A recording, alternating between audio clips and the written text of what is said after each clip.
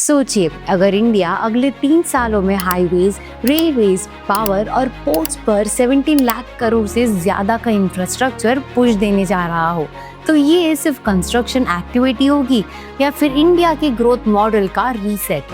आज के इंफ्राबज़ एपिसोड में हम समझेंगे इंडिया का 17 lakh crore PPP infrastructure plan, इसका रियल ऑब्जेक्टिव और कैसे made in India bullet train जैसे फ्यूचर प्रोजेक्ट्स इस स्ट्रैटेजी का हिस्सा बनते जा रहे हैं। तो चलिए शुरू करते हैं।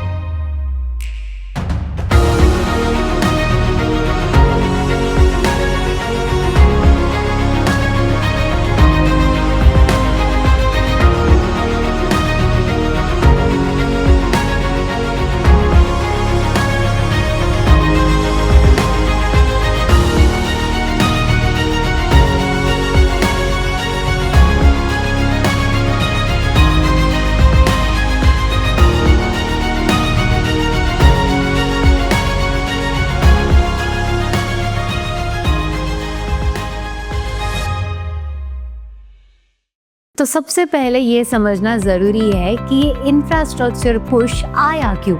यूनियन बजट 2025-26 के बाद फाइनेंस मिनिस्ट्री ने एक इम्पोर्टेंट ट्रेंड आइडेंटिफाई किया।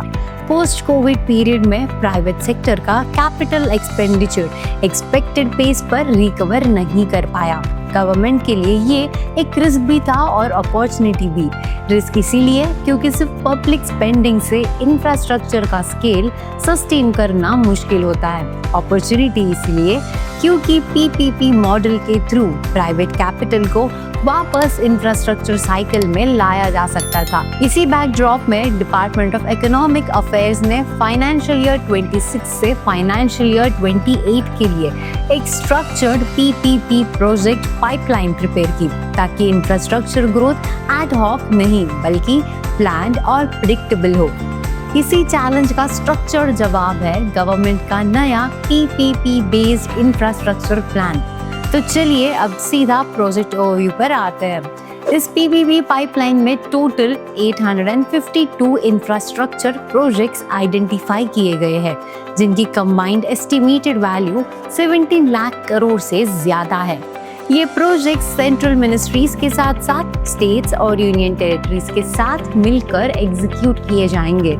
सेंट्रल इंफ्रास्ट्रक्चर मिनिस्ट्रीज का कंट्रीब्यूशन सबसे बड़ा है, 232 प्रोजेक्ट्स, जिनकी वैल्यू लगभग 13.15 लाख करोड़ है। स्टेट्स और यूटीज के लेवल पर 620 प्रोजेक्ट्स प्रपोज किए गए हैं, जिनकी एस्टिमेटेड कॉस्ट 3.8 लाख करोड़ के आसपास है।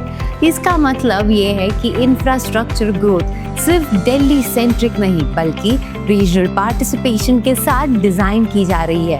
अब समझते हैं सेक्टर वाइज प्रायोरिटीज को। इस 70 लाख करोड़ के पीपीपी पाइपलाइन से गवर्नमेंट की इंफ्रास्ट्रक्चर प्रायोरिटीज बिल्कुल क्लियरली सामने आ जाती है। सबसे बड़ा फोकस हाईवेज पर दिया गया है, जिसमें 108 प्रोजेक्ट्स इंक्लूड किए गए हैं, जिनकी कंबाइंड वैल्यू 8.76 लाख करोड़ से ज्यादा है। इसका सीधा मतलब ये है कि ट्रांसपोर्ट कनेक्टिविटी अब भी इंडिया के इंफ्रास्ट्रक्चर स्ट्रैटेजी का बैकबोन बनी हुई है। हाईवेज के बाद पावर सेक्टर पर स्ट्रॉन्ग एम्फेसिस दिया गया है, जहां 46 प्रोजेक्ट्स के थ्रू लगभग 3.4 लाख करोड़ का इन्वेस्टमेंट प्लान किया गया है। रेलवे को भी स्ट्रैटेजिक इम्पोर्टेंस दी गई है, जहां 13 पीपीपी प्रोजेक्ट्स के लिए लगभग 30,000 करोड़ ईयर मार्क किए गए हैं। पोर्ट्स, शिपिंग और वाटरवेज जैसे सेक्टर्स में 22 प्रोजेक्ट्स के लिए 37,000 करोड़ से ज्यादा का एलोकेशन किया गया है। इन सेक्टर्स का रोल इंडिया के एक्सपोर्ट कम्पिटिटिवनेस और मल्टी मॉडल लॉजिस्टिक्स एफिशिएंसी में काफी क्रिटिकल है। ओवरऑल पिक्चर ये बताता है कि इंडिया का इंफ्रा पुश मूवमेंट सेंट्रिक है, लोगों का मूवमेंट, गुड्स का मूवमेंट और एनर्जी का फ्लो। स्टेट पार्टिसिपेशन का डेटा भी काफी रिवीलिंग है। आंध्र प्रदेश सबसे आगे है, जहां 270 पीपीपी प्रोजेक्ट्स प्रपोज किए गए हैं, जिनके एस्टिमेटेड वैल्यू 1.15 लाख करोड़ से ज्यादा है। इसके बाद तमिलनाडु का नाम आता है, जहां 70 प्रोजेक्ट्स के थ्रू 87,000 करोड़ से ज्यादा का इंफ्रास्ट्रक्चर इन्वेस्टमेंट प्लान किया गया है। उत्तर प्रदेश, जहां 89 पीपीपी प्रोजेक्ट्स पाइपलाइन में शामिल है, इंफ्रास्ट्रक्चर रेस में स्ट्रॉन्ग पोजीशन ले रहा है। यूपी जैसे लार्ज स्टेट के लिए इंफ्रास्ट्रक्चर एक्सपेंशन का मतलब है रीजनल कनेक्टिविटी, एम्प्लॉयमेंट जनरेशन और लॉजिस्टिक्स ड्रिवन ग्रोथ। इसके अलावा मध्य प्रदेश, राजस्थान, जम्मू एंड कश्मीर जैसे स्टेट्स का एक्टिव पार्टिसिपेशन ये सिग्नल देता है कि पीपीपी लेड इंफ्रास्ट्रक्चर अब सिलेक्टिव रीजन्स तक लिमिटेड नहीं रहने वाला। और इस पाइपलाइन का सबसे इम्पोर्टेंट एस्पेक्ट है अर्ली विजिबिलिटी। प्रोजेक्ट्स को पहले ही आइडेंटिफाई करके इन्वेस्टर्स और डेवलपर्स को दिखाया जा रहा है, ताकि वो कैपिटल प्लानिंग, रिस्क असेसमेंट और रिसोर्स एलोकेशन पहले से कर सके। गवर्नमेंट ने 40% वायबिलिटी गैप फंडिंग अप्रोच को एंडोर्स किया है, जिसका मतलब है कि फाइनेंशियली चैलेंजिंग प्रोजेक्ट्स में गवर्नमेंट इनिशियल सपोर्ट देगी। एस्टिमेट्स के मुताबिक इस स्ट्रक्चर के थ्रू 10 लाख करोड़ तक का प्राइवेट इन्वेस्टमेंट अट्रैक्ट हो सकता है।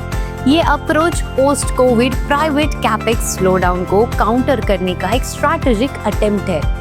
इसी पीपीपी फ्रेमवर्क के अंदर रेलवेज का एक लॉन्ग टर्म विजन भी क्वाइटली शेप हो रहा है, जिसमें made in India high speed rail एक की पिलर बन सकता है। रेलवेज के पीपीपी प्रोजेक्ट्स का सिग्निफिकेंस यहीं पर और ज्यादा बढ़ जाता है। फोकस सिर्फ ट्रैक्स और स्टेशंस पर नहीं, बल्कि high speed rail technology, advance signalling और इंडिजिनियस मैन्युफैक्चरिंग पर है।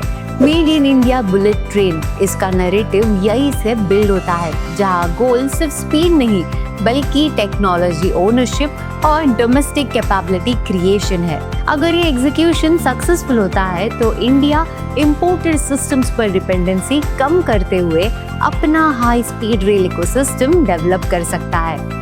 लेकिन इतना बड़ा रोड मैप एग्जीक्यूशन के बिना मीनिंगलेस हो जाता है। Timely approvals, land acquisitions, centre state coordination and project monitoring इस पाइपलाइन के सक्सेस के डिसिसिव फैक्टर्स होंगे। अगर अप्रूवल्स डिले हुए या इम्प्लीमेंटेशन डिसिप्लिन वीक रहा तो इन्वेस्टर कॉन्फिडेंस इम्पैक्ट हो सकता है। ओवरऑल 17 लाख करोड़ का पीपीपी इंफ्रास्ट्रक्चर पाइपलाइन सिर्फ एक्सपेंडिंग अनाउंसमेंट नहीं है, ये इंडिया का अटेम्प्ट है इंफ्रास्ट्रक्चर को लॉन्ग टर्म इकोनॉमिक इंजन बनाने का, प्राइवेट कैपिटल को ग्रोथ साइकिल में वापस लाने का और हाईवे से लेकर बुलेट ट्रेन्स तक एक इंटीग्रेटेड डेवलपमेंट स्टोरी लिखने का। आप क्या सोचते हो, क्या पीपीपी मॉडल इंडिया के इंफ्रास्ट्रक्चर एग्जीक्यूशन को जेन्युइनली फास्ट ट्रैक कर पाएगा? और क्या made in India bullet train India के रेल फ्यूचर को ग्लोबली कॉम्पिटिटिव बना सकती है? कमेंट्स में अपने राय जरूर बताइए। वीडियो को लाइक करें, शेयर करें एंड nobrokerage.com को सब्सक्राइब करना ना भूलें।